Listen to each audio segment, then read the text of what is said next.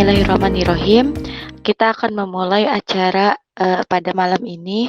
Assalamualaikum warahmatullahi wabarakatuh. Selamat malam semuanya.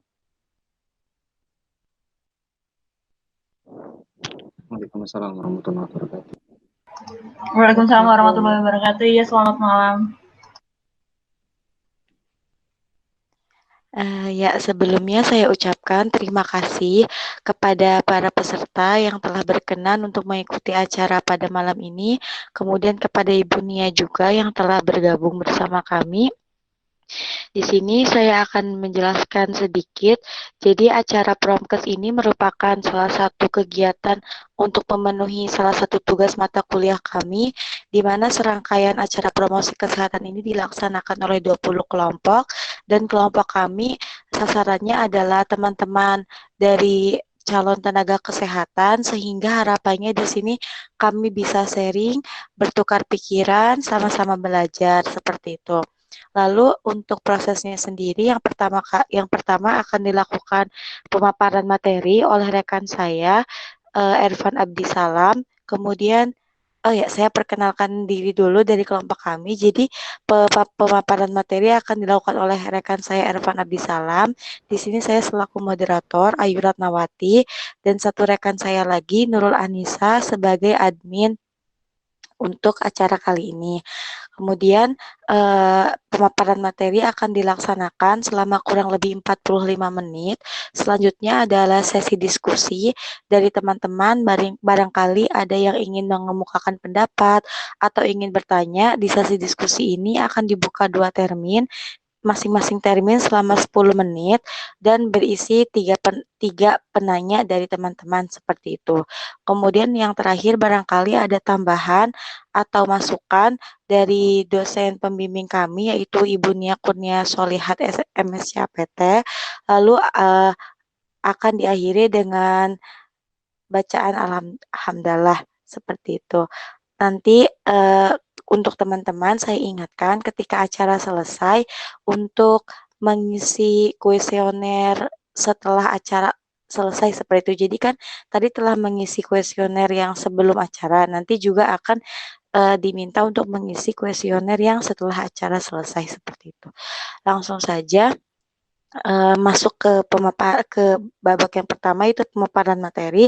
Sebelumnya di sini saya akan bacakan profil singkat dari pemateri kami dengan nama Ervan Abdisalam, tempat tanggal lahir Kuaro, Kaltim, 9 Mei 1996, alamat asal Jalan Jenderal Sudirman, RT 10 Kuaro, Kabupaten Teser, Kalimantan Timur, alamat tinggal sekarang yaitu di Kelurahan Gerendeng, Kecamatan Purwokerto Utara, Kabupaten Banyumas, Jawa Tengah. Ervan Abdisalam merupakan lulusan S1 dengan gelar S.Pharm dari program studi farmasi Fakultas Kedokteran dan Ilmu Kesehatan Universitas Muhammadiyah Yogyakarta, dan saat ini masih berstatus sebagai mahasiswa di program studi pendidikan profesi apoteker jurusan farmasi Fakultas Ilmu Kesehatan Universitas Jenderal Sudirman.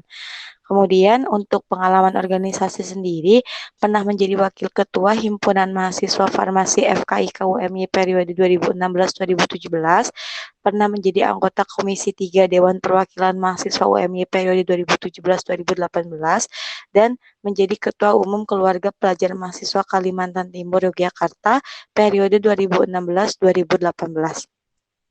Langsung saja masuk ke pemaparan materi kepada Saudara Ervan, saya persilahkan.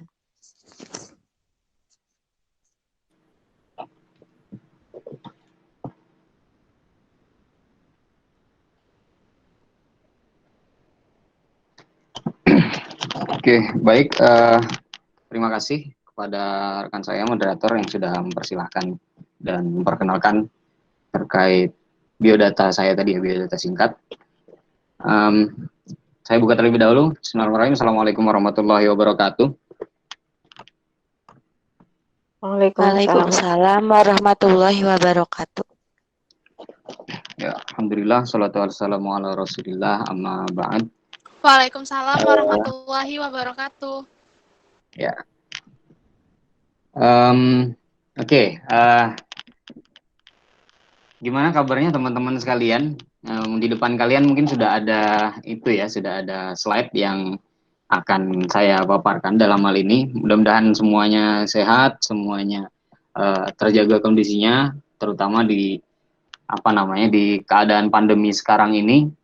Saya kira cukup cukup sulit bagi kita untuk menyesuaikan ya dalam hal kegiatan dan lain sebagainya. Tapi mau tidak mau kita sebagai calon-calon tenaga kesehatan harus siap menghadapi hal-hal seperti ini, dan mudah-mudahan nanti yang akan kita bahas di sini ini bisa bermanfaat bagi kita semua, bagi kami dan bagi teman-teman sekalian di masa sekarang ataupun di masa yang akan datang ketika sudah kita dianggap petugas kesehatan yang profesional nanti. Nah, tadi sudah disampaikan moderator ya, dalam hal ini webinar yang kita laksanakan ini sebenarnya satu dari 20 promkes yang dilaksanakan oleh para mahasiswa di pendidikan profesi apoteker Universitas Jenderal Sudirman. Nah, untuk di kelompok kami memang sasaran kami adalah kepada teman-teman sekalian, dalam hal ini calon-calon tenaga kesehatan. Makanya materi yang kita susun akan spesifik mengarah ke hal-hal yang profesional, dalam hal ini update terkait obat-obatan yang digunakan. Jadi nanti materinya mungkin akan lumayan banyak teks ya. Mudah-mudahan tidak bosan. Saya harapkan teman-teman sekalian tidak boring dengan materinya, apalagi sudah cukup boring dengan keadaan COVID ini ya.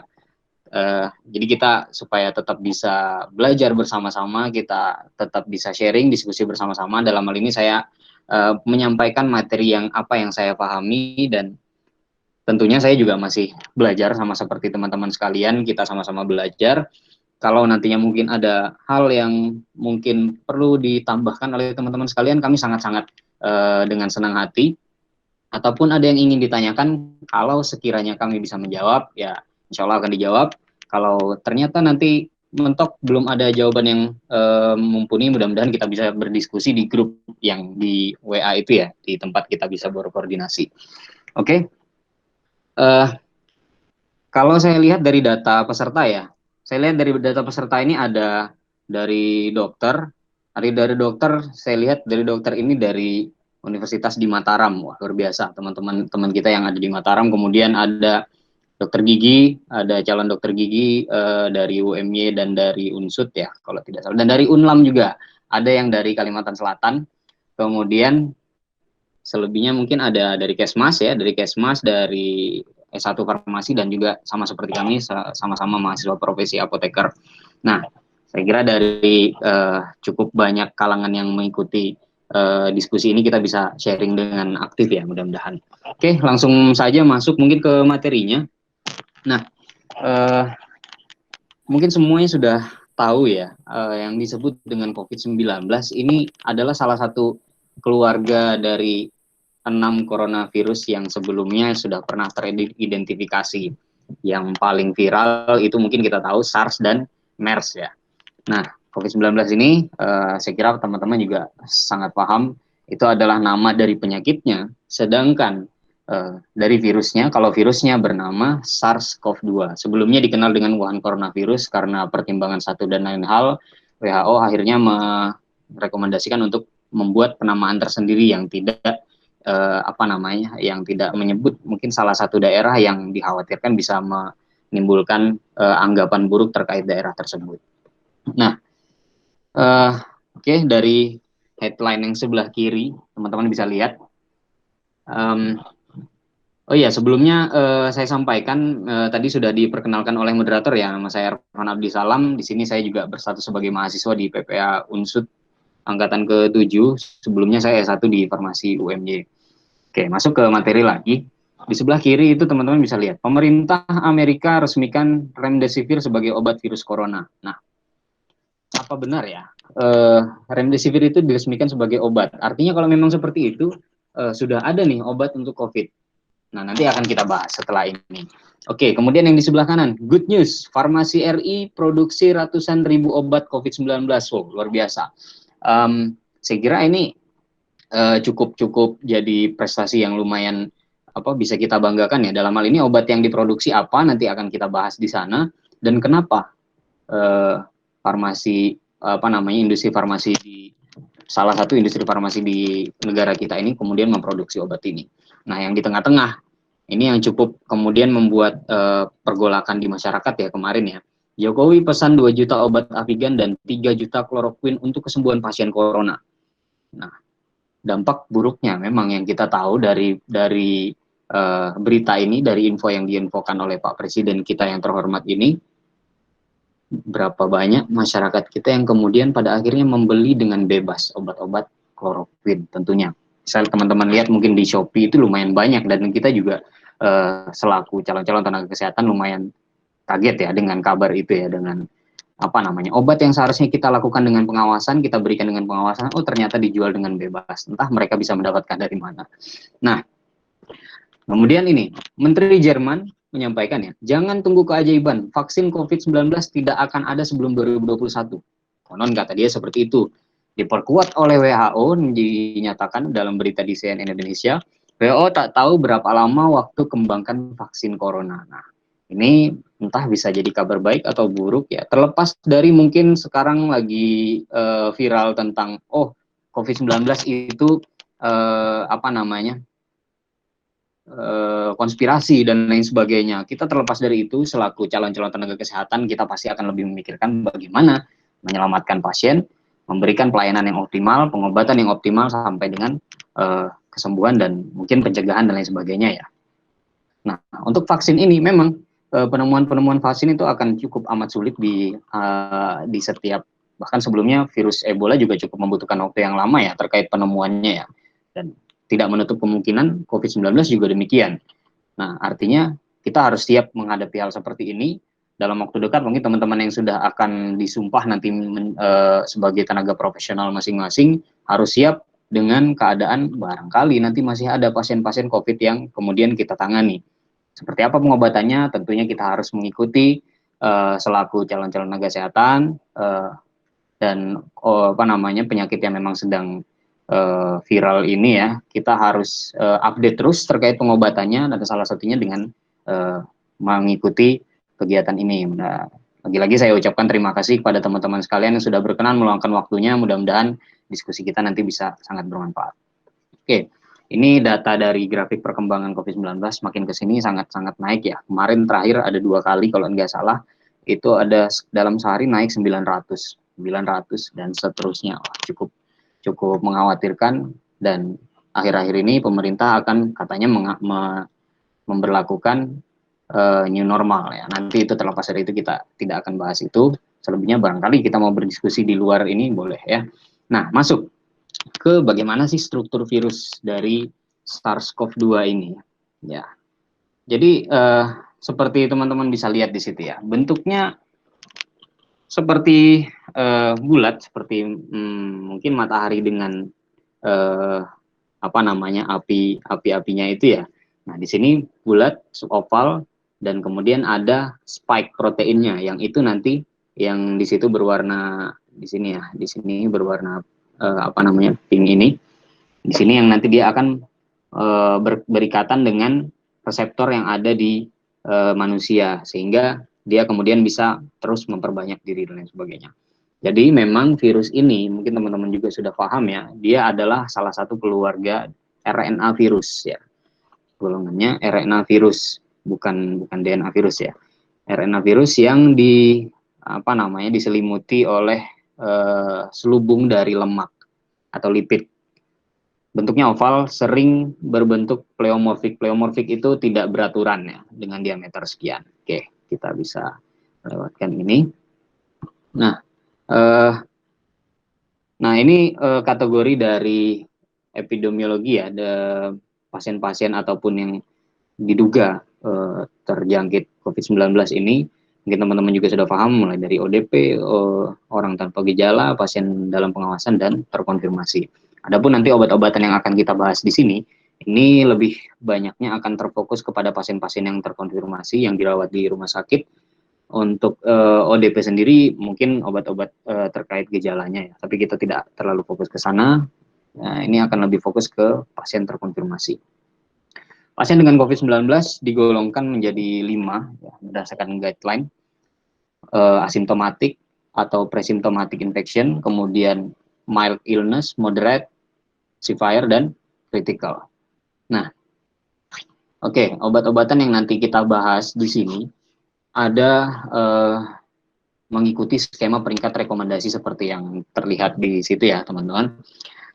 Kekuatan dari rekomendasinya dibagi berdasarkan huruf A, B, C. A berarti dia kuat, B sedang, dan C pengobatannya opsional. Kemudian bagaimana kualitas dari evidence dari rekomendasinya? Kalau dia nomor 1, berarti dia berdasarkan randomized trial dengan outcome klinis. Kemudian yang kedua, dia penelitian yang didesain dengan baik, meskipun dia trial yang tidak dilakukannya bukan secara randomized trials ya, ataupun dia dilakukan secara cohort studies. Dan yang ketiga, pendapat dari para expert. Nah, jadi teman-teman sekalian, belum ada obat yang disetujui untuk pengobatan COVID-19. Nah, ini perlu dipahami untuk kita pahami bersama selaku calon-calon tenaga kesehatan. Kalau tersiar kabar seperti tadi, remdesivir kemudian disahkan sebagai obat oleh FDA, oleh pemerintah Amerika Serikat, dilakukan untuk sebagai obat COVID-19. Sebenarnya belum ada obat yang disetujui untuk pengobatan COVID-19 ini, teman-teman. Karena semua obat itu sejatinya masih dalam masa uji klinis. Adapun bahkan sebagian juga yang tidak kita sebutkan, dia masih dalam preklinis.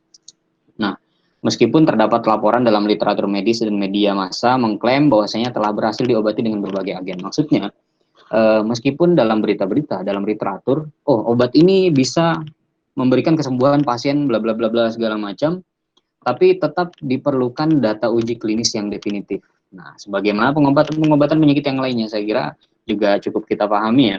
Ketika obat-obat itu belum selesai dilakukan uji klinis, kita tidak bisa menyebutkan obat itu sudah disetujui untuk pengobatan penyakit tertentu. Begitu ya. Nah, adapun manajemen klinis yang nantinya akan direkomendasikan dalam terkait penggunaan obat-obatan ini meliputi pencegahan infeksi, tindakan pengendalian, dan perawatan suportif. Jadi obat-obatnya akan fokus terhadap itu. Sekali lagi saya ulangi, mungkin belum ada obat-obatan yang disetujui untuk pengobatan COVID-19. Oke. Kita masuk ke obat-obat yang pertama, terkait obat antiviral atau antivirus ya, yang berpotensi untuk pengobatan COVID-19 ini, tapi memang masih dalam tahap evaluasi sebagaimana tadi saya sampaikan. Nah, nanti dalam setiap paparan saya terkait obat-obatan ini, dosis-dosis yang tercantum di situ sebenarnya belum disetujui untuk pengobatan COVID-19 ini, sebagaimana juga belum ada obat yang disetujui terkait pengobatan COVID-19. Adapun dosis yang tercantum di sini ini berdasarkan pengalaman dari yang sudah dilaporkan ataupun berdasarkan prosedur uji klinis gitu. Oke, teman-teman, kita masuk ke obat yang pertama, azitromisin. Ya, mungkin ini cukup diketahui untuk kalangan kita ya, selaku calon-calon tenaga kesehatan, bahkan para tenaga kesehatan sudah tidak asing dengan obat ini. Salah satu obat golongan makrolida ya, antibiotik golongan makrolida. Nah, ternyata obat ini diketahui juga memiliki efek antivirus. Nah, nanti akan kita jelaskan. Oke, penggunaan azitromisin yang digunakan seperti apa? Penggunaannya dia digunakan sebagai kombinasi dengan hidroksikloroquine. Nah, teman-teman bisa lihat di situ. Ada NCT 043 dan seterusnya fase 2. Oke. Nah, jadi NCT dan nomornya ini adalah nomor penelitian uji klinis yang terdaftar di clinicaltrials.gov. Di situ teman-teman kalau mau membuka ini ya, kalau ini di search di Google nanti akan ketemu, dia akan terlihat sudah masuk ke fase mana pengujiannya. Begitupun dengan obat-obat lain, semuanya nanti akan kita cantumkan ini. Nah, jadi di dalam clinicaltrials.gov itu memang ada beberapa obat-obat yang dilakukan penelitian secara uji klinis, ada pun juga yang sudah komplit segala macam, tapi lagi-lagi kalau untuk COVID masih belum ya. Oke, untuk rekomendasinya direkomendasikan untuk tidak menggunakan azitromisin dengan hidroksikloroquine untuk pengobatan COVID-19 selain dalam pengaturan uji klinis. Jadi sebenarnya rekomendasinya itu obat ini digunakan hanya untuk prosedur uji klinis ya. Nah, untuk sediaannya ada berupa kapsul, tablet, sirup kering, dan juga larutan infus. Oke, untuk regimen dosisnya seperti apa? Jadi pasien diberikan 500 mg per oral sekali pada hari pertama, kemudian dilanjutkan 250 mg per oral pada hari kedua sampai dengan hari hari kelima. Nah, indikasinya pasien dengan infeksi ringan sampai sedang yang disebabkan oleh bakteri yang peka. Kontraindikasi terhadap pasien yang hipersensitif terhadap obat-obatan antibiotika golongan makrolida. Selain azitromisin ada eritromisin dan lain sebagainya. Juga dikontraindikasikan untuk pasien hamil, gangguan fungsi hati, gangguan jantung. Nah, bagaimana mekanisme obat ini? Oke, jadi untuk mekanisme obat ini dari yang pertama, untuk yang tercantum di situ memang mekanisme antibakterinya ya. Jadi dia mengganggu sintesis protein dengan mengikat subunit 50S dari ribosom bakteri. Teman-teman bisa lihat di situ ada subunit 50S. Nah, jadi dalam di organisme prokariot seperti bakteri ya, subunit itu ada yang kecil disebut dengan subunit 30S dan juga ada subunit 50S yang besar dari ribosom bakteri. Nah, kalau subunit ini kemudian diikat, nah dia kemudian tidak bisa bergabung untuk membentuk ribosom yang fungsional. Maksudnya apa? Ketika dalam hal ini untuk azitromisin dia mengikat yang 50S ya. Ketika dia tidak bisa bergabung, ribosom yang terbentuk itu bukan ribosom yang bisa berfungsi. Nah, sehingga dia akan menghambat penerjemahan mRNA. Nah, dari situ kalau itu terganggu, maka proses sintesis protein bakteri akan tidak sempurna. Itu untuk bakteri. Adapun kalau untuk efek antivirusnya seperti apa? Jadi kalau di literatur yang kami dapatkan, efek antivirus dari azitromisin ini ternyata dia menginduksi gen yang distimulasi oleh interferon. Interferon itu protein alami yang diproduksi tubuh sebagai respon tubuh dalam melawan senyawa-senyawa seperti bakteri, virus dan lain sebagainya, dan dia akan melemahkan replikasi dari virus. Seperti itu untuk mekanismenya ya. Nah, efek sampingnya untuk azitromisin memang terbilang lebih ringan dibandingkan obat-obatan lain yang kita gunakan dalam COVID ini. Dia efek samping utamanya di gastrointestinal, diare, mual, muntah, dan juga hepatotoksisitas. Nah, teman-teman bisa lihat di situ ada potensi interaksi, efek aditif dengan obat lain yang memperpanjang interval QTC. Mungkin teman-teman bisa tahu ya, interval QTC itu interval dalam pengukuran EKG ya. Nah, kalau dia interval itu terjadi pemanjangan ataupun pemendekan, pasien akan berisiko mengalami takiaritmia sampai dengan kematian. Nah, jadi perlu kita waspadai terkait efek aditifnya dengan obat lain yang kemudian bisa memperpanjang interval QTC ini. Sehingga parameter monitoring yang akan dilakukan itu follow up EKG terkait QTC tadi dan juga terkait fungsi hati, serum kreatinin, kalium, dan magnesium. Nah, ini dari studi yang tadi saya sebutkan dari NCT tadi. Salah satunya yang ini ya, yang NCT 043 dan seterusnya tadi. Kalau teman-teman mau buka di websitenya bisa ditemukan di situ bagaimana sih progres dari penemuan obat-obat ini, penelitian terkait obat-obat ini, teman-teman bisa lihat di situ ya. Di sini salah satunya terkait azitromisin ini dengan kombinasinya dengan hidroksikloroquine. Masuk ke obat yang kedua, kloroquine ya, obat yang cukup dikenal saya kira oleh masyarakat umum bahkan ya terkait penggunaannya terhadap COVID-19 ini. Terdaftar di NCT dengan nomor sekian, dia dimasuki di fase kedua. Rekomendasinya seperti apa? Belum ada cukup data rekomendasi untuk menggunakan ataupun menentang pengobatan kloroquine ini pada pasien COVID-19. Artinya datanya belum begitu mendukung ya, mau digunakan silahkan dipertimbangkan mungkin terkait tenaga kesehatan yang menangani, belum ada data yang mumpuni. Ya, tidak boleh digunakan pada dosis tinggi, 600 mg 2 kali sehari selama 10 hari itu tidak boleh. Nah, regimen dosisnya seperti apa? Oke, teman-teman bisa lihat di situ dosis yang disarankan dalam EUA. Nah, istilah EUA itu istilah dalam FDA yang dibuat oleh FDA di Amerika sana. Jadi disebut EUA itu artinya kondisi-kondisi yang emergensi atau kondisi darurat. Obat-obat itu bisa digunakan gitu loh. Nah, EUA nanti akan ada dua kondisi. Dalam hal ini kondisi pertama, EUA yang obat-obatan yang dibolehkan digunakan pada saat kondisi emergensi untuk pasien dewasa dan remaja dengan berat badan lebih dari 50 kg. Nah, itu untuk kategori EUA yang pertama. Dosisnya seperti apa? Nah, itu bisa teman-teman lihat 1 gram per oral sekali pada hari pertama, kemudian dilanjutkan 500 mg per oral sekali sehari selama kurang lebih 4-7 hari. Tentunya dilakukan evaluasi klinis ya. Nah, keunggulan dari obat ini memang kita sudah bisa mengetahui kalau pada pasien dengan nilai GFR kurang dari 10 ml per menit atau hemodialisis atau dialisis peritoneal, artinya pasien-pasien dengan gangguan ginjal ya, beberapa ahli merekomendasikan untuk pengurangan dosis sampai dengan 50%. Namun tidak ada pengurangan dosis yang dianjurkan untuk GFR yang lebih dari 10 ml per menit.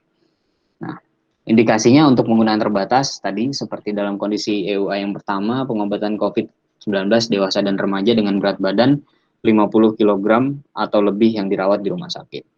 Obat ini kontraindikasi kepada pasien dengan perubahan penglihatan atau retina dengan etiologi apapun. Kemudian hipersensitif terhadap senyawa 4-aminoquinolin. Nah, itu golongan dari kloroquine ini ya. Dan pasien yang mengalami peningkatan risiko aritmia. Oke, untuk mekanismenya seperti apa?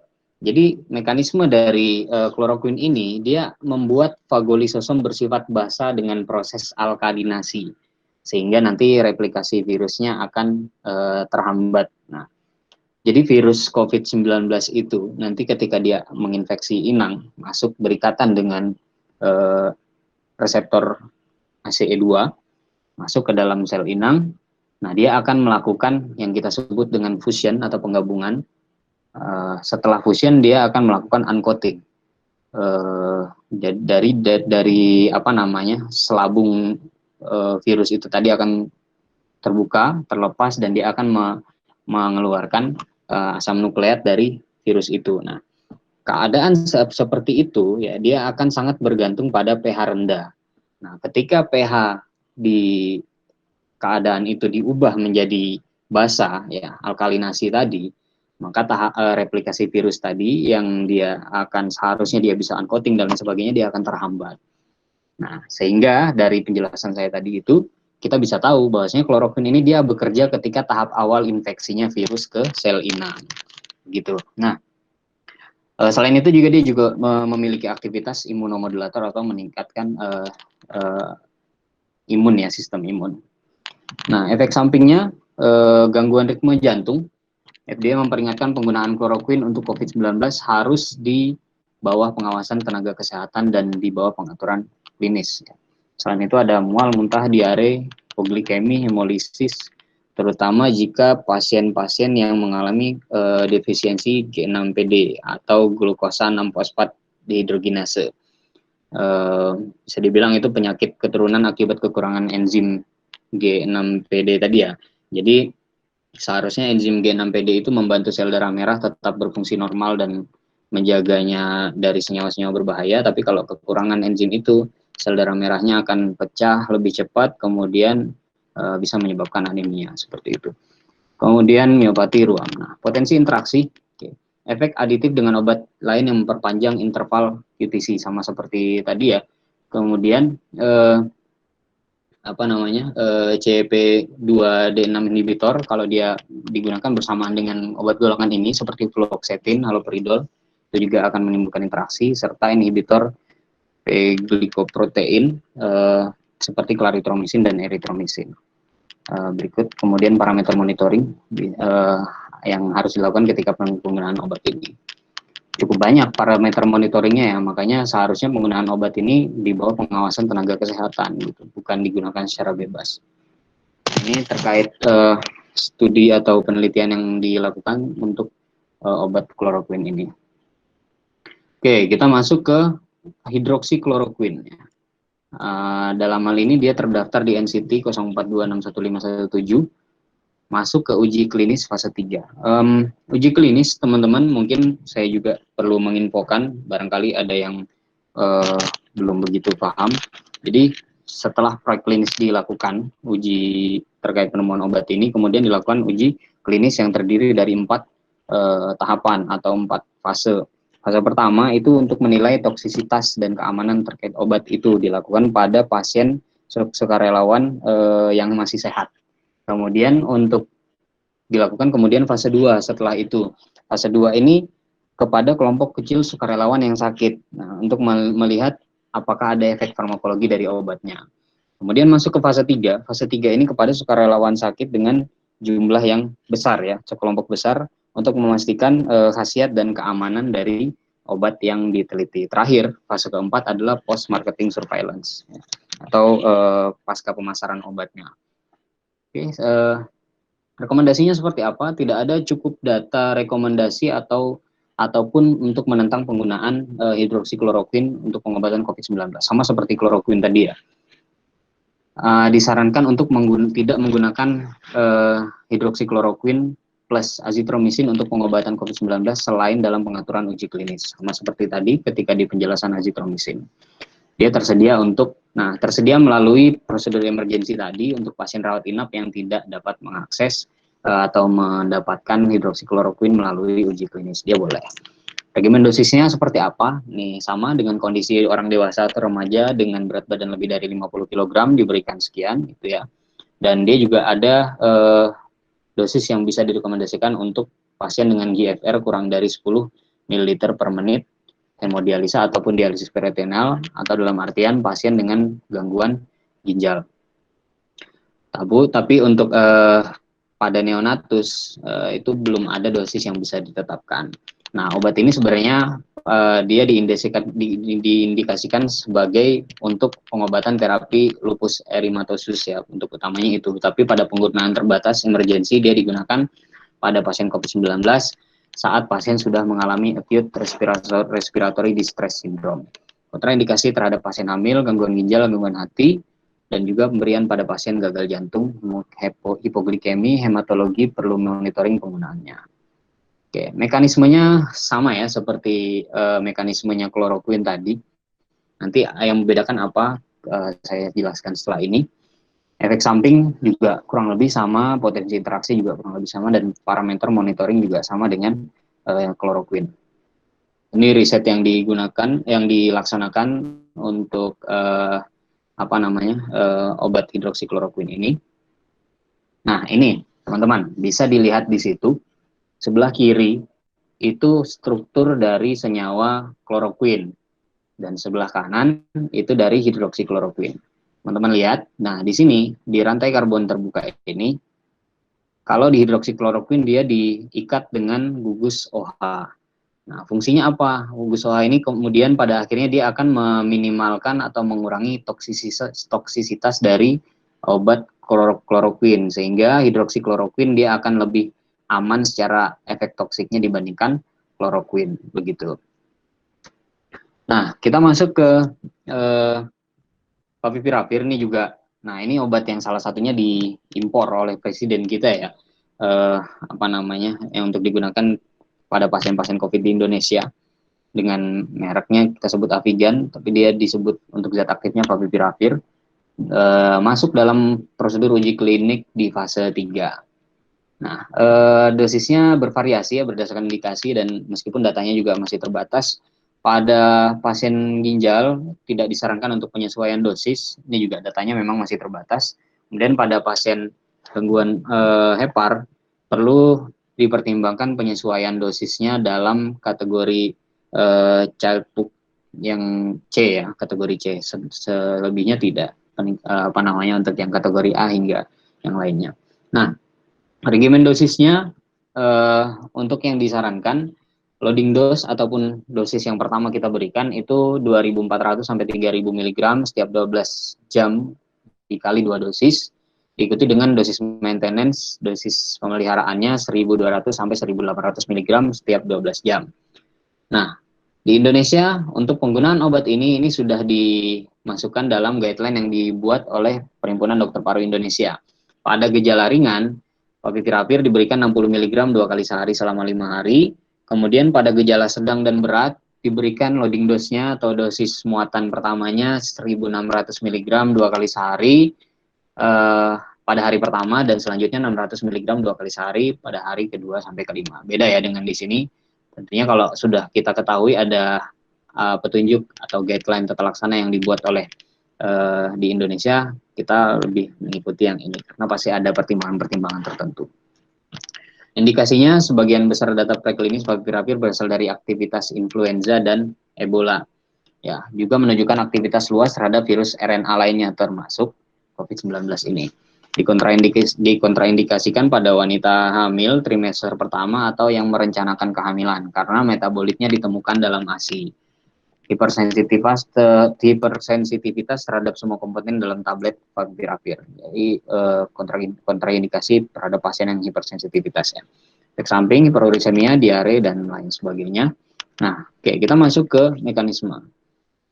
Ada yang disebut dengan RNA dependent RNA polymerase atau disingkat RDRP. Apa itu? Jadi RDRP itu adalah protease yang kemudian dia berperan sebagai katalis pada virus ya untuk melakukan replikasi. Jadi keberadaan RDRP itu dia akan memicu replikasi dari virus termasuk virus corona ini. Nah,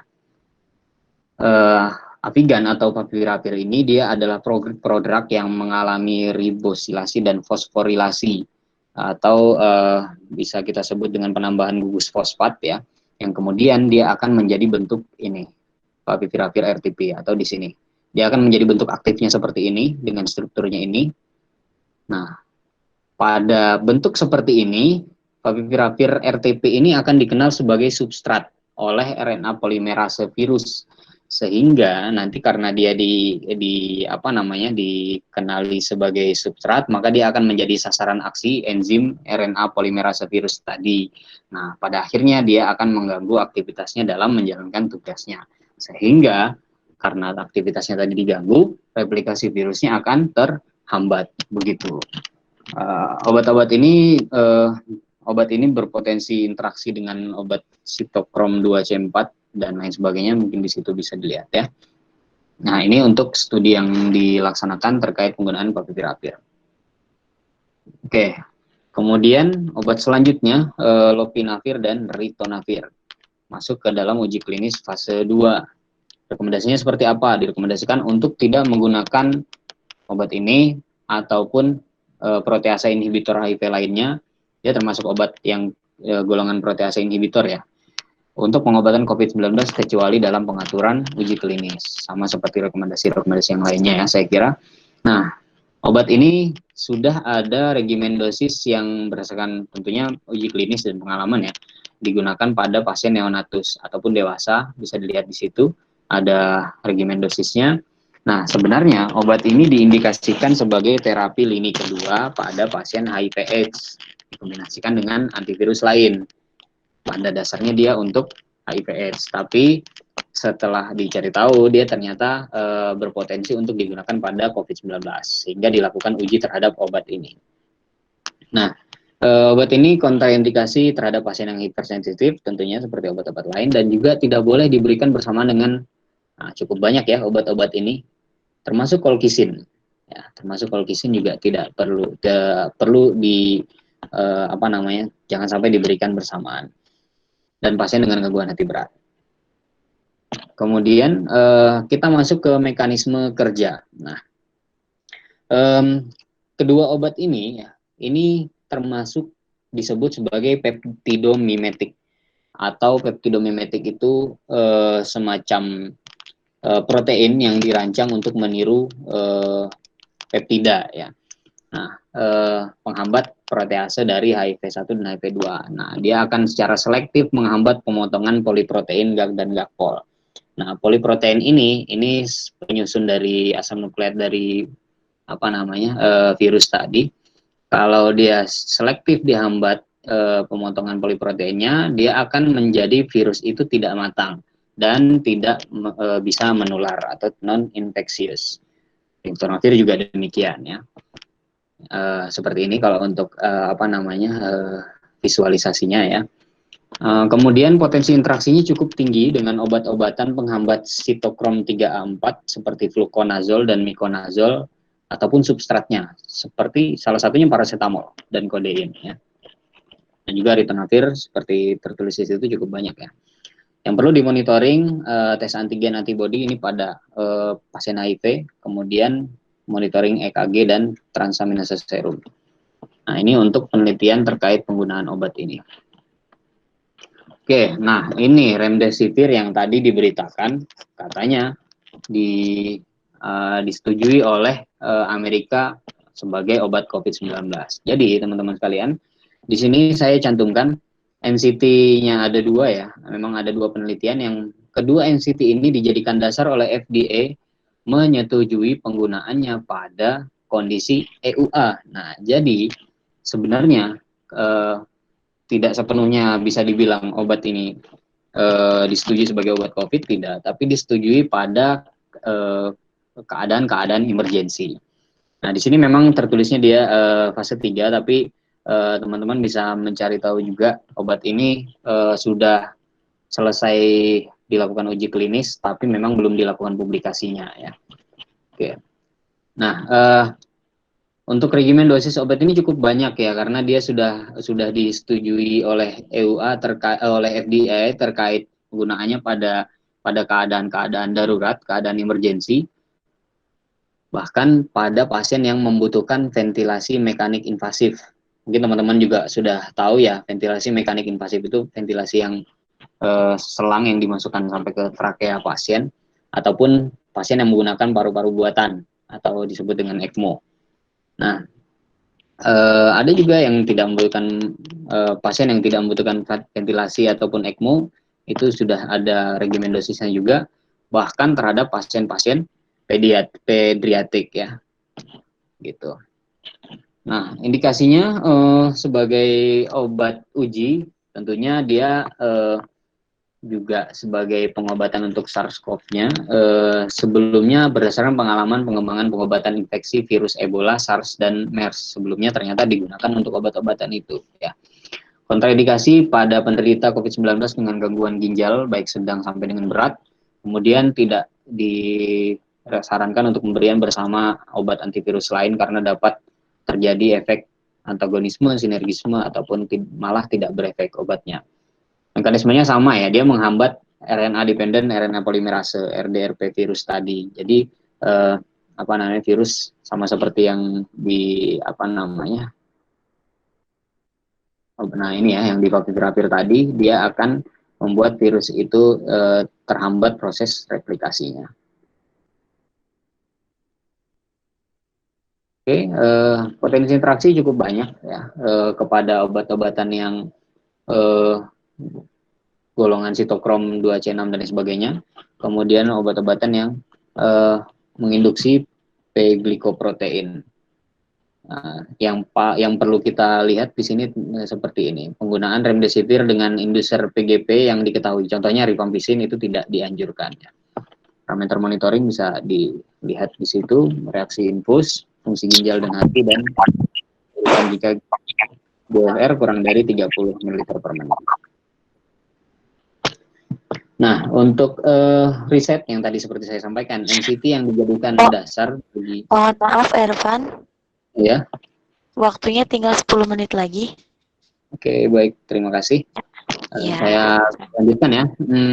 Nah, ini yang jadi alasan FDA menyepakati penggunaannya pada keadaan EUA tadi, dan ini riset dari NCT ini tadi. Oke. Nah, kita masuk ke imun based therapy untuk pengobatan COVID-19 yang juga masih dalam tahap evaluasi ya. Dosisnya juga sebenarnya belum disetujui, tapi hanya berdasarkan pengalaman yang dilaporkan dan pada uji klinis. Oke. Ini yang cukup, mungkin teman-teman juga cukup mengetahui beritanya ya.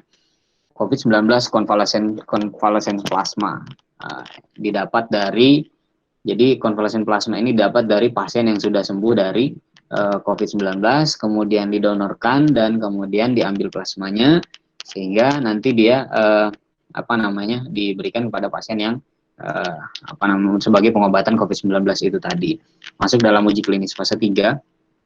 Nah, karena pemberiannya secara transfusi, jadi dia akan ada efek samping seperti mungkin demam, reaksi alergi, dan urtikaria sebagaimana reaksi-reaksi transfusi, dan itu dipantau reaksi monitoringnya.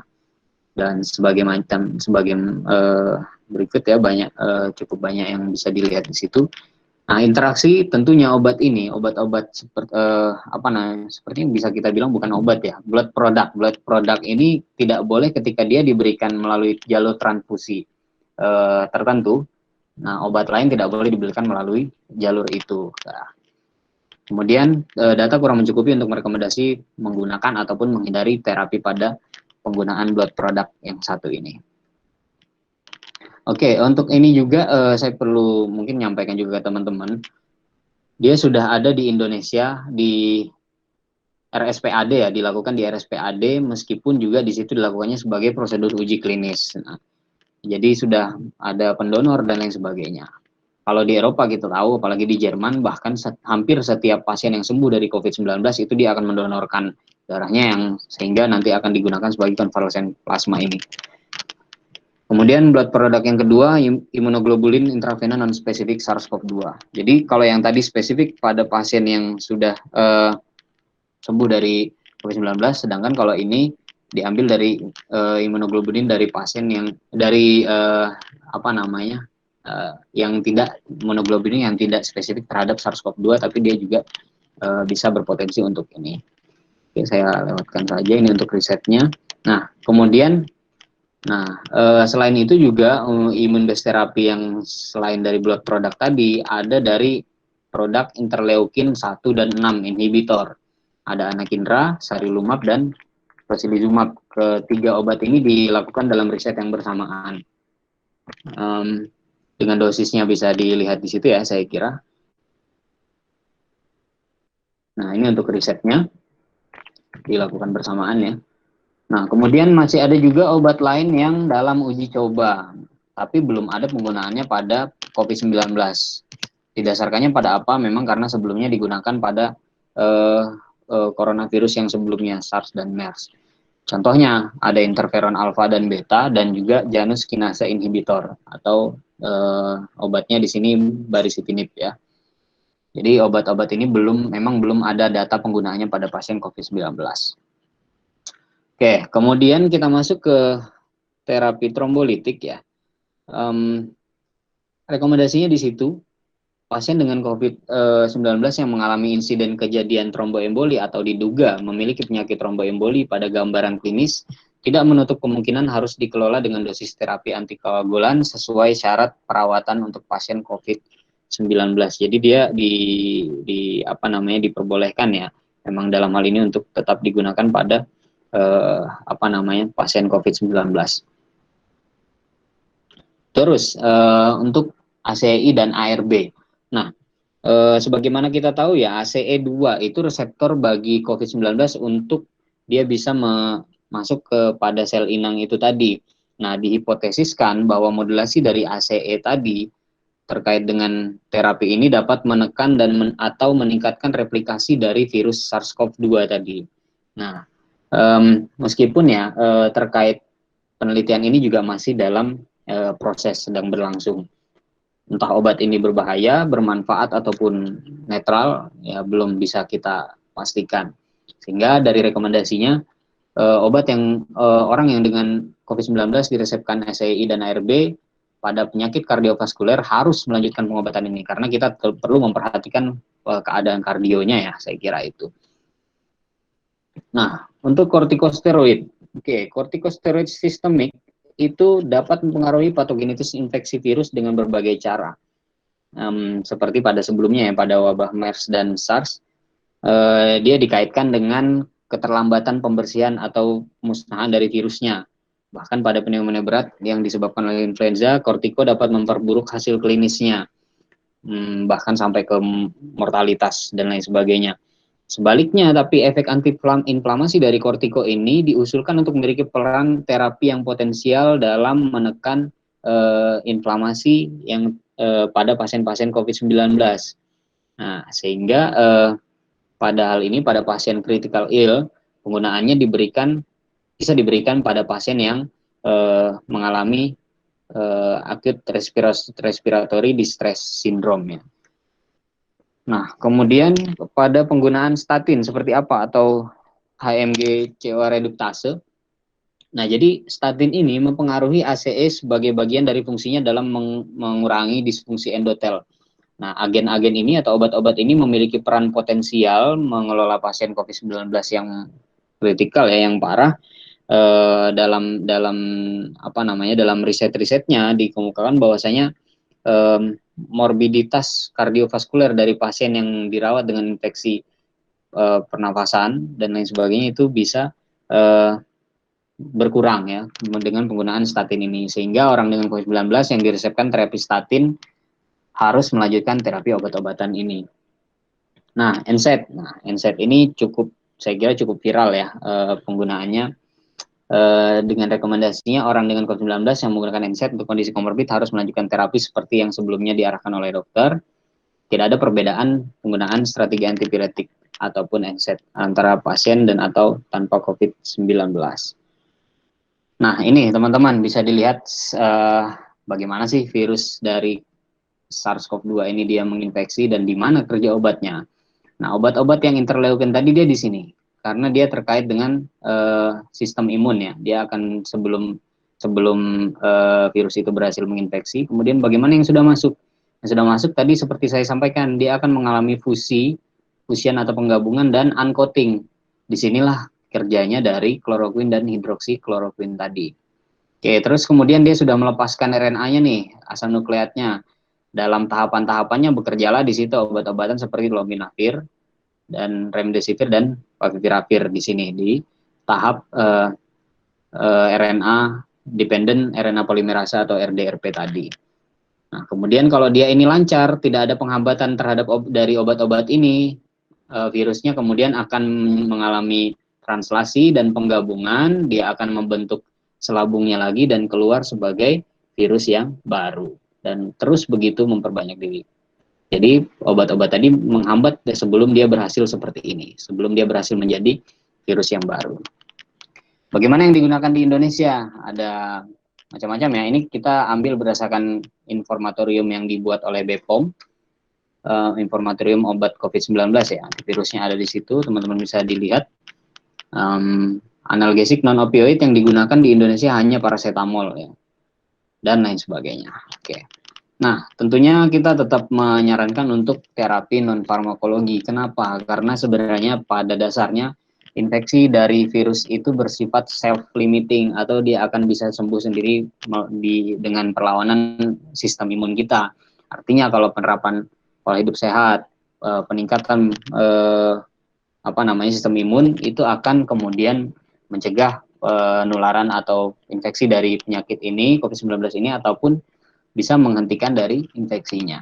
Saya rasa teman-teman juga perlu merekomendasikan ke orang-orang terdekat, orang-orang sekitar terkait bagaimana pola makan yang teratur, gizi seimbang, minum air putih yang cukup, olahraga, kemudian menjaga kebersihan, tentunya ini yang tak kalah penting ya, istirahat yang cukup, dan juga perlu juga kita untuk menghindari stres akibat kepanikan dalam menyikapi wabah ini. Saya kira teman-teman pun bahkan mungkin kesulitan ya untuk dalam hal ini, tapi mau tidak mau kita harus menghadapi, dan lagi-lagi sebagai calon tenaga kesehatan kita harus siap untuk ini semua. Kita harus berdoa dan mendekatkan diri kepada Tuhan Yang Maha Kuasa supaya mudah-mudahan kita tetap berdoa COVID ini bisa selesai. Terakhir, kita harus waspada dan memperingatkan ke rekan-rekan kita, orang-orang sekitar kita untuk senantiasa waspada karena pandemi ini sebenarnya belum berakhir. Teman-teman pasti juga tahu ya selaku calon-calon tenaga kesehatan, sehingga kita perlu untuk menyampaikan kepada mereka jangan sampai masyarakat lengah terhadap wabah yang sebenarnya belum tuntas ini. Terus gunakan sabun, hand sanitizer, dan kenakan masker pada saat berpergian. Saya kira itu yang dapat saya sampaikan ya. Terima kasih dari saya, mudah-mudahan bermanfaat, dan kalau ada salah dan hilaf selama penyampaian saya mohon maaf. Saya persilakan kembali kepada moderator. Baik, terima kasih kepada Saudara Ervan yang telah memaparkan materi. Selanjutnya kita masuk ke sesi diskusi. Untuk termin pertama sekitar 10 menit. Barangkali dari teman-teman, dari rekan-rekan ada yang ingin berpendapat, ingin menyampaikan pendapatnya atau ingin bertanya, dipersilahkan.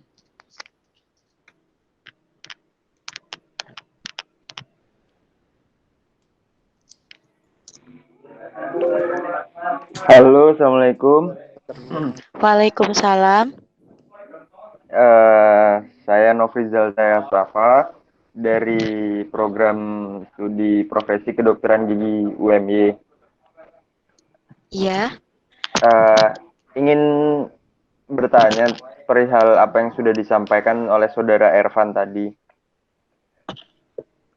Kan tadi kayaknya yang dibahas tentang analgesiknya cuman menggunakan paracetamol. Nah, bagaimana dengan analgesik yang lain kayak gitu? Kemudian, apalagi kemarin saya pernah baca kalau nggak salah ibuprofen itu bisa memperburuk dari kondisi pasiennya itu. Apakah benar sih kayak gitu? Dapat pertanyaannya? Ya, baik, Mas. Ya, dapat dimengerti. Terima kasih Mas Nofriza atas pertanyaannya. Mungkin saya tampung dulu untuk pertanyaan kedua.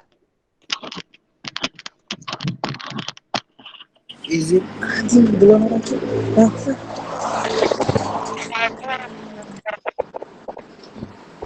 Waalaikumsalam warahmatullahi wabarakatuh. Kedokteran Gigi Universitas Jenderal Sudirman. Iya. Kan sempat rame tuh di pemerintah tentang global yang katanya Mohon maaf Ari, suaranya kurang jelas. Oh ya. Iya. Halo. Oh, sebentar. Iya, halo.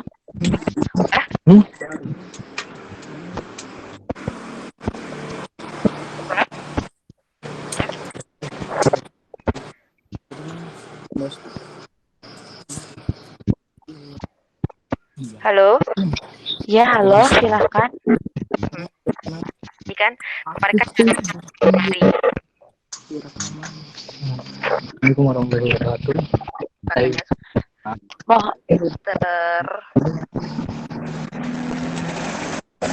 Mohon maaf Ari, mungkin untuk pertanyaannya dapat melalui chat ya. chat. Ya, oke. Iya, karena mohon maaf suaranya kurang jelas. Oh ya, oke.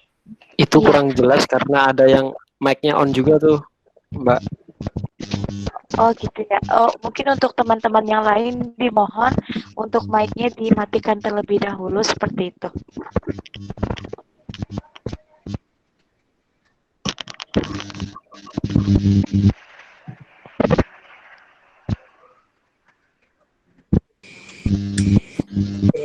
Assalamualaikum warahmatullahi wabarakatuh. Waalaikumsalam warahmatullahi wabarakatuh. Mungkin saya perkenalkan diri dulu. Saya Madudin Putra Wiratama dari Universitas Muhammadiyah Surakarta, Fakultas Farmasi. Iya. Sebelumnya izin bertanya, mengapa hidroksikloroquine di Indonesia diproduksi secara besar-besaran? Terima kasih. Oh iya, terima kasih atas pertanyaannya untuk Mas Imadudin. Kemudian dari chat ini sudah ada pertanyaan yang ketiga, yaitu dari Mas Anggoro Laksono. Saya bacakan pertanyaannya. Jadi terapi konvalesen plasma atau transfusi darah itu maksudnya bagaimana dan seperti apa, begitu ya. Untuk termin pertama mungkin saya tampung 3 pertanyaan terlebih dahulu kepada Mas Ervan.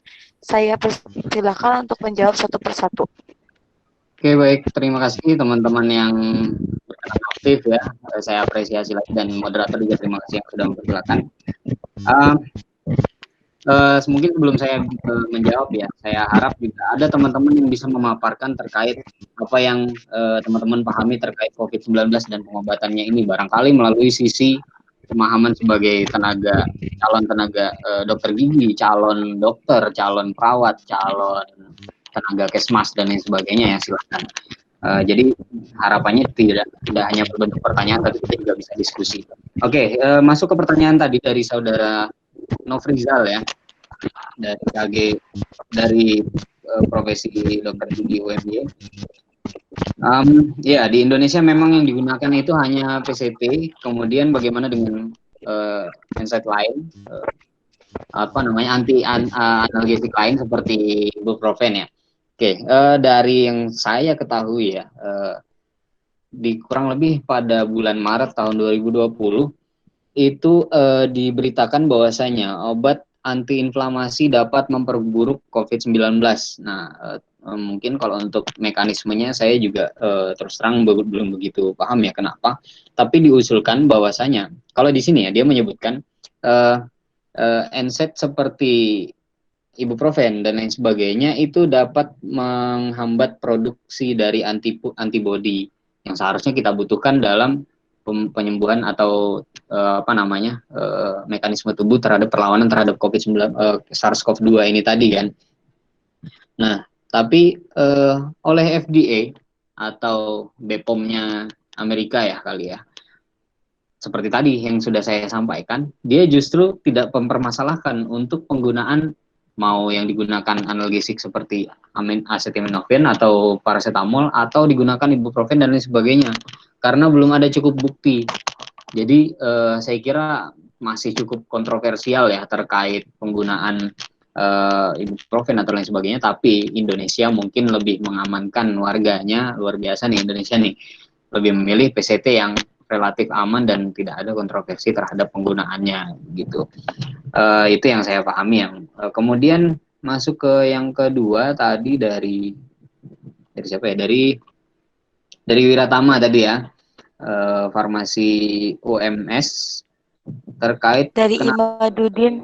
Ya, Imadudin Putra Wiratama terkait Iya. penggunaan hidroksikloroquine. Produksi hidroksikloroquine. Oke. Yang saya pahami, lagi-lagi yang saya pahami ya. Mohon maaf kalau nanti ada tambahan, silahkan teman-teman menyampaikan. Jadi tadi ya seperti yang tadi saya paparkan, antara kloroquine dengan hidroksikloroquine, efek toksik dari hidroksikloroquine itu jauh lebih minim. Yang pertama mungkin pemerintah mempertimbangkan itu, dalam hal ini BPOM dan perusahaan farmasi terkait ya. Kita tidak sebutkan perusahaannya apa. Nah, kemudian dalam produksi sediaan farmasi itu kan pasti membutuhkan bahan baku ya. Bahan baku itu mungkin kita semua sudah tahu tidak mudah untuk mendapatkan bahan-bahan baku yang digunakan untuk bisa memproduksi obat-obatan tertentu. Nah, sebagaimana pernah diumumkan dalam press release dari perusahaannya itu yang memproduksi hidroksikloroquine, bahwasanya battle nih dunia ini lagi rebut-rebutan bahan baku yang bisa diambil, yang bisa dibeli. Nah, Indonesia berhasil mendapatkan bahan baku dalam jumlah yang besar untuk produksi hidroksikloroquine. Saya kira itu sih yang saya pahami. Nanti selebihnya silakan kalau teman-teman ada yang mau menyampaikan apa yang diketahui. Kemudian terakhir, yang ketiga terkait terapi konvalesen plasma. Ini terkait apanya ya, maksudnya yang ditanyakan tadi? Oh, metodenya dan lain sebagainya mungkin ya. Iya, oke. Untuk konvalesen plasma tadi saya sudah sempat menyampaikan sedikit ya, teman-teman. Jadi pada prinsipnya dia itu adalah plasma yang disumbangkan dari dari pasien yang sudah pulih dari COVID-19, setidaknya diberi rentang waktu 14 hari. Kenapa? Karena kita lagi-lagi sama seperti teman-teman sudah tahu juga, kita mempertimbangkan masa inkubasi dari virus SARS-CoV-2 ini. Nah, sehingga perlu setelah 14 hari dia aman, dia sudah sembuh, kemudian 14 hari dia tidak ada infeksi dan lain sebagainya, dia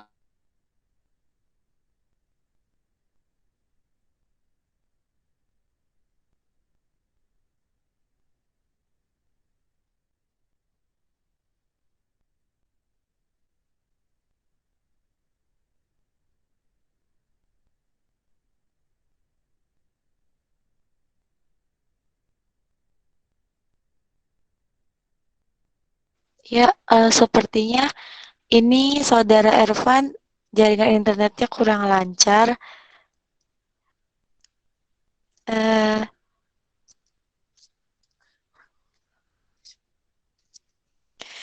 Jadi sambil menunggu Saudara Ervan mungkin masuk ke termin kedua dulu, barangkali ada yang ingin bertanya lagi seperti itu. Di sini saya sudah mendapatkan satu pertanyaan dari saudara Ari, yaitu mengenai bagaimana pendapat saudara mengenai obat herbal yang kemarin banyak diklaim dapat menyembuhkan corona begitu. Bagaimana tanggapannya? Oke, terima kasih saudara Ari untuk pertanyaannya. Mungkin dari teman-teman ada pertanyaan lain dulu untuk 2 pertanyaan lagi. Assalamualaikum warahmatullahi wabarakatuh. Waalaikumsalam warahmatullahi wabarakatuh. Perkenalkan, nama saya Dinda Tiffany dari Universitas Muhammadiyah Semarang. Iya. Fakultas Fiskes ingin bertanya mengenai obat-obatannya, apa yang mendasari obat-obat ini dijadikan sebagai obat yang dievaluasi untuk terapi COVID-19? Terima kasih. Oh iya. Ya, terima kasih saudara Dinda. Selanjutnya ada lagi mungkin dari teman-teman satu pertanyaan lagi. Assalamualaikum. Waalaikumsalam warahmatullahi wabarakatuh. Oke, perkenalkan saya Wawan dari profesi dokter gigi, UMY juga, kayak teman saya tadi yang awal ya.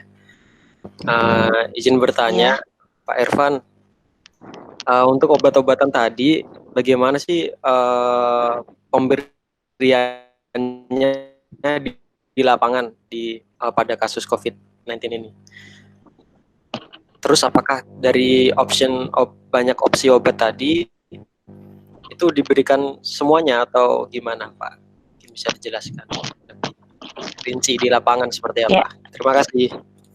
Ya, terima kasih saudara Wawan untuk pertanyaannya. Mungkin lanjut Irfan untuk melanjutkan menjawab pertanyaan yang tadi dulu. Saya persilahkan. Ya, tadi sempat terputus ya, mohon maaf. Nggak disadap kan, Van? Ya, tadi sudah sampai mana ya yang sempat masuk tadi di sini? Yang konvalesen plasma. Konvalesen itu, Van, yang ya. Oke, ya mungkin saya ulangi penjelasannya ya terkait konvalesen plasma tadi. Pada intinya dia kan berasal dari plasma pasien yang sudah sembuh dari COVID-19, diberikan rentang waktu 14 hari, sebagaimana kita tahu masa inkubasi dari virus SARS-CoV-2. Kemudian selama masa inkubasi itu dia ternyata aman, plasmanya boleh didonorkan kepada pasien COVID-19 ini. Plasmanya mengandung apa? Jadi plasma tentunya kalau yang sudah sembuh dari COVID-19 pasti dia memiliki sel T memori yang paham bahwasanya kita udah kenal terhadap SARS-CoV-2 ini. Kita simulasikan kayak gitu. Nah, ketika itu masuk ke dalam tubuh seorang, antibodinya akan bekerja tuh. Ketika dia menemui virus itu, maka dia akan kemudian membunuh ataupun fagosit dari sel dari COVID-19 tadi, sehingga virusnya akan mati lah, saya kira begitu ya, akan habis. Gitu. Yang saya pahami begitu, mungkin silakan teman-teman kalau nanti ada berikan tanggapan dan sebagainya. Terus pertanyaan selanjutnya apa ya? Mohon maaf. Yang mana?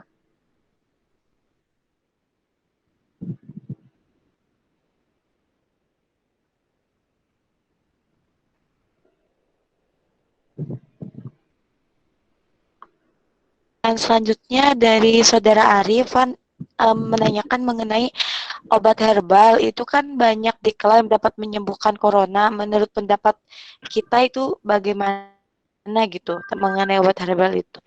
Oke. Ya, maaf tadi ada gangguan sedikit. Jadi teman-teman yang perlu terkait herbal ya, saya kira gini. Mungkin banyak kita ketahui herbal di mana-mana bisa menyembuhkan berbagai macam penyakit, katanya gitu ya, konon begitu. Tapi lagi-lagi selaku tenaga kesehatan mungkin kita harus paham obat itu selagi dia masih dalam masa dia belum di riset ataupun dia masih bahkan dia masih dalam masa praklinik atau dia masih dalam uji klinik atau bahkan dia belum di riset, kita belum bisa bilang pengobatan itu akan efektif atau bisa digunakan pada penyakit-penyakit tertentu, termasuk salah satunya terhadap COVID-19 ini. Meskipun ya pada obat-obat tertentu mungkin seperti obat-obat yang mengandung zat aktif yang di situ ada gugus OH-nya, kita tahu di situ dia akan membuat selabung dari COVID-19 ini menjadi lisis ya, ketika bertemu dengan OH kan selabung lipid itu dia akan menjadi lisis, hancur dan lain sebagainya, dan seterusnya, mungkin seperti mekanisme yang kita paham. Dan juga dia punya namanya obat-obat herbal seperti di Indonesia, itu pasti dia memiliki efek imunomodulator ya, atau efek meningkatkan sistem imun. Jadi sehingga kalau penggunaannya mungkin saya kira secara suportif oke. Secara suportif bisa kita gunakan dengan tentunya pertimbangan dari tenaga kesehatan terkait, apalagi kalau dia sudah ditangani di rumah sakit. Kecuali mungkin kalau sebelumnya ya pada pasien-pasien yang ODP mungkin mengalami gejala tertentu, sangat-sangat menurut kami ya patut untuk digunakan. Tapi kalau untuk sebagai terapi kuratif saya kira lebih baik tidak disarankan, karena lagi-lagi itu obat yang akan kita gunakan itu tentunya harus melalui prosedur fase-fase seperti tadi saya sampaikan. Itu yang saya pahami seperti itu ya. Kemudian pertanyaan berikutnya yang dari Unimus ya, kalau saya tidak salah. Iya bukan? Pertanyaannya dari Dinda dari UMS. Itu mengenai kenapa obat-obat ini yang dievaluasi untuk kemudian dijadikan terapi COVID seperti itu. Oke, terima kasih untuk yang penanya dari saudari Dinda ya. Nah, jadi obat-obatan itu kita tahu ya, mungkin dari virusnya dulu. Kita tahu bahwasanya virus ini itu adalah satu keluarga dari virus corona yang sebelumnya pernah mewabah. Dalam hal ini SARS dan MERS. Nah, ada beberapa obat-obatan yang kemudian dinilai efektif terhadap penyakit tersebut yang sebelumnya terjadi. Nah, obat-obat itu kemudian diadopsi, barangkali dia bisa digunakan pada COVID-19 ini. Nah, makanya dilakukan evaluasi. Tentunya obat meskipun dia satu keluarga mungkin virusnya mirip, tapi bukan virus yang sama, sekedar mirip doang, kita tetap harus melakukan prosedur-prosedur penelitian obat-obatan sebagaimana seharusnya, mulai dari preklinik sampai ke tahap klinik. Saya kira tetap harus seperti itu. Nah, jadi dasarnya saya kira itu ya, karena ada riwayat sebelumnya dia pernah digunakan di penyakit SARS dan MERS, ataupun mungkin bahkan ada penelitian yang menyatakan obat ini berpotensi nih dilihat dari mekanisme kerjanya, bahwasanya dia bisa seperti mungkin dia akan melemahkan replikasi virus dan lain sebagainya ya. Itu yang saya pahami. Kemudian yang terakhir dari saudara Wawan ya. Ya bukan? Iya betul, dari saudara Wawan. Oke, oke. Terima kasih. Rekan saya saudara Wawan, Pak Wawan.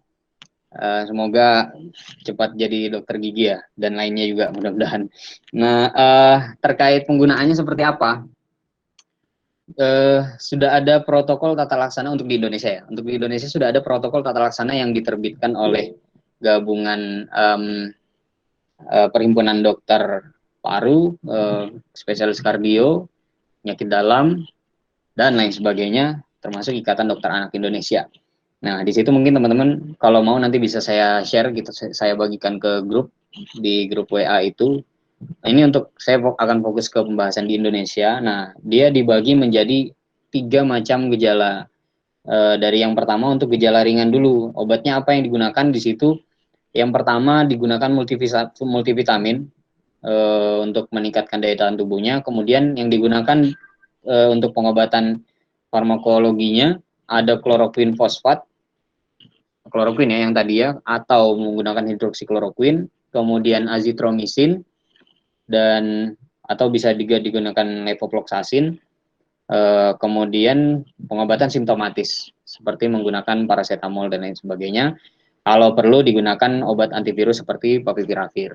Kemudian pada gejala sedang, farmakologinya digunakan vitamin C, kloroquine fosfat atau hidroksikloroquine, kemudian azitromisin, intravena atau peroral, bisa juga menggunakan levofloxacin, kemudian simptomatisnya juga diobati menggunakan paracetamol, juga menggunakan antivirus oseltamivir atau favipiravir.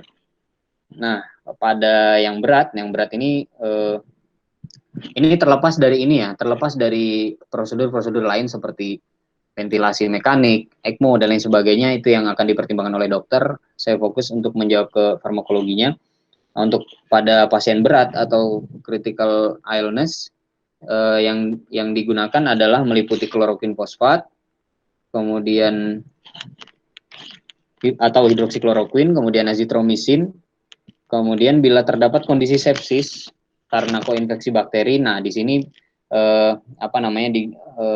digunakan pilihan antibiotik yang menyesuaikan kondisi klinisnya, kemudian antivirus, oseltamivir atau favipiravir, vitamin C tentunya ditambah vitamin B1, kemudian hidrokortison, pengobatan komorbid lainnya kalau dia ada terjadi kejadian komorbid, dan terapi-terapi suportif lainnya. Nah, itu kalau yang berdasarkan yang guideline yang digunakan oleh yang dibuat oleh gabungan perhimpunan dokter tadi ya. Kemudian kalau yang dari informatorium obat BPOM juga sama, dia dibagi dalam gejala ringan, sedang, dan berat.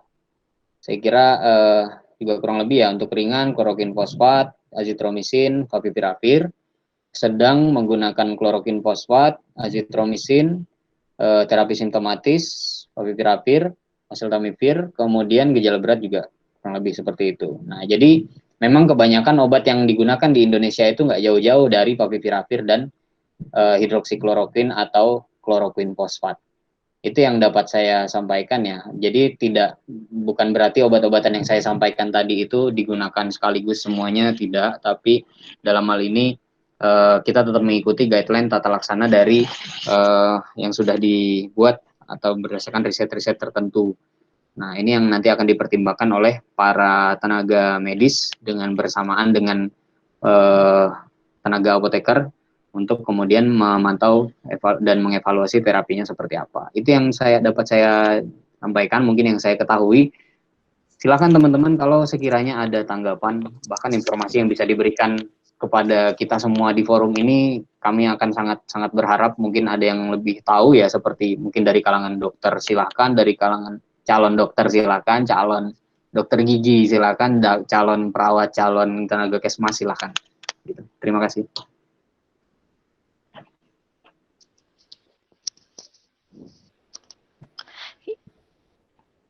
Ya, mungkin di sini ada tanggapan dulu atau tambahan informasi atau bahan diskusi dari teman-teman yang lain.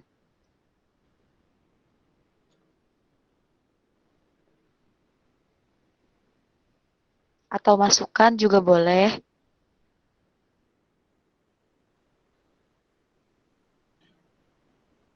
Mungkin dari saudara Wawan ya, barangkali ada informasi, atau dari saudara Nofrizal ada informasi terkait pengobatan COVID nih dari pandangan dokter gigi itu seperti apa gitu.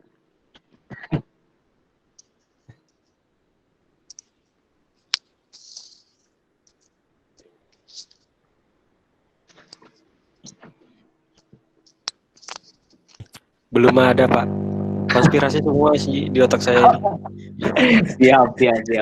Konspirasi. Di otak saya.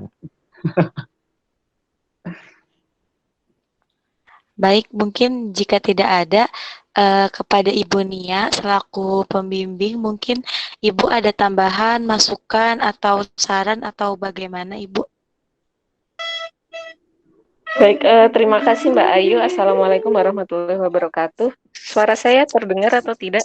Waalaikumsalam warahmatullahi wabarakatuh. Terdengar Ibu? Baik, saya kira ini topik yang sangat baik sekali ya, yang diangkat oleh kelompoknya Mbak Ayu ini, terapi-terapi untuk COVID-19 ya. Ini tema terberat yang diambil gitu ya dari semua kelompok gitu. Tapi tadi sudah baik sekali ya pemaparan dari Mas Ervan ya untuk terapi-terapi untuk COVID ini. Mungkin saya menambahkan sedikit ya tentang terapi untuk COVID. Ini sebenarnya obat-obat yang digunakan untuk terapi COVID-19 ini semuanya adalah hampir semua adalah terapi yang uji coba begitu ya. Jadi karena ini merupakan penyakit yang baru, maka obat-obat yang digunakan untuk terapi ini juga dicobakan gitu ya. Dicobakan apakah bisa berefek dengan baik pada penyakit COVID-19. Sebagian besar diperoleh dari obat-obatan yang digunakan untuk virus corona yang ada sebelumnya, begitu ya. Kemudian ada beberapa yang diambilkan dari obat-obat lain juga. Mungkin saya menambahi tadi kalau di Indonesia sendiri, Indonesia sebenarnya sudah join namanya WHO Solidarity Trial. Kalau teman-teman mungkin sudah pernah mendengar, ada yang sudah pernah mendengar tentang ini belum?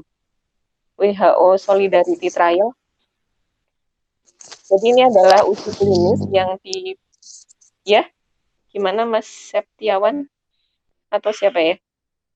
Ya, jadi WHO ini menginisiasi adanya uji klinis yang cukup besar di kurang lebih tadi sekitar 17 negara gitu ya, dan Indonesia ini masuk di dalam uji klinis ini. Beberapa obat yang diujikan tadi sudah dipaparkan oleh Mas Ervan ya, diantaranya ada remdesivir, kemudian hidroksikloroquine, kemudian ada interferon beta 1A, dan juga lopinavir, ritonavir gitu. Tetapi kemudian kalau nggak salah tanggal 25 Mei, jadi baru beberapa hari kemarin, ini hidroksikloroquine ini dikeluarkan dari obat-obat yang direkomendasikan untuk diuji cobakan di WHO Solidarity Trial. Ini terkait karena ada paper ya dari Lancet, nanti kalau teman-teman berkenan bisa saya kirimkan gitu ya. Ada paper rekomendasi dari Lancet yang mengatakan bahwa hidroksikloroquine maupun kloroquine ini belum terbukti efektivitasnya pada pasien dengan COVID-19 ini gitu ya. Jadi akhirnya setelah tanggal 25 Mei itu WHO merekomendasikan untuk penggunaan hidroksikloroquine ini dihentikan untuk WHO Solidarity Trial ini. Kalau penggunaan kloroquine sendiri sebelumnya memang tidak direkomendasikan oleh WHO, jadi memang dari awal yang digunakan adalah hanya hidroksikloroquine saja. Kemudian untuk remdesivir tadi, kalau nggak salah Mas Ervan pada pemaparannya mengatakan bahwa ini baru sampai ke uji klinik gitu ya. Jadi sebenarnya remdesivir ini ada uji klinik yang skalanya sudah cukup besar, sudah masuk ke fase 3, tetapi mungkin pada saat penyusunan PowerPoint ini belum keluar hasilnya. Saya baru dapat papernya, kalau nggak salah baru malam kemarin gitu ya. Saya baru dapat hasilnya itu remdesivir itu sudah keluar preliminary report gitu ya. Jadi ada hasil yang menguji sekitar 1000-an pasien gitu, dan hasilnya cukup meyakinkan. Remdesivir ini digunakan sebagai terapi COVID-19 gitu. Ada linknya nanti bisa bisa saya share kalau teman-teman menginginkan gitu. Gitu saya kira. Jadi untuk perkembangan COVID-19 ini sangat menarik ya, sangat dinamis. Teman-teman mungkin bisa update sendiri gitu ya, sesuai dengan ranah keilmuannya. Kalau yang mahasiswa farmasi mungkin sangat tertarik dengan perkembangan obat-obatan apa yang sekarang sedang diunggulkan gitu ya untuk menjadi terapi COVID-19 ini. Mungkin itu tambahan dari saya, Mbak Ayu. Saya kembalikan lagi ke Mbak Ayu. Ya, baik. Terima kasih, Ibu. Mungkin ini sesi acara malam ini sudah sampai di akhir. Sekali lagi saya ucapkan banyak terima kasih kepada para peserta yang telah bersedia untuk bergabung, dan juga kepada Ibu Nia yang telah menambahkan beberapa pengetahuan baru untuk kami. Seperti itu, saya ingatkan sekali lagi kepada teman-teman untuk mengisi kuesionernya ya setelah ini, seperti itu. Mungkin sekian dari kami, kurang lebihnya saya mohon maaf apabila ada salah kata. sekali lagi saya ingatkan, tolong diisi kuesionernya terakhir sampai pukul 23.59 malam ini. Kurang lebihnya mohon maaf. Assalamualaikum warahmatullahi wabarakatuh. Waalaikumsalam. Waalaikumsalam warahmatullahi wabarakatuh.